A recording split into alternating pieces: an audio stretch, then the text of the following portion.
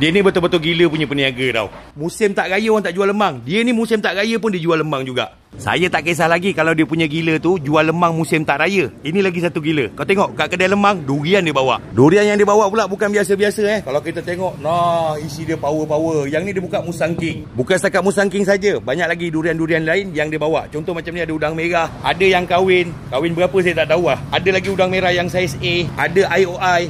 Lepas tu yang ni durian kampung dia jual RM12 je. RM12 kalau beli sekilo ataupun 2 kilo. Kalau beli 10 kilo ke atas dia kira RM10 je sekilo. Maksudnya kalau kau beli 10 kilo bayar 100 je. Durian yang dia bawa pula memang durian yang betul-betul fresh. Sebab tiap-tiap subuh dia akan start van dia pergi ke Pagoh dan juga Yompeng untuk ambil durian. Dan durian yang dia ambil direct daripada kebun dan dia bawa balik ke Pasir Gudang, dia jual dekat sini.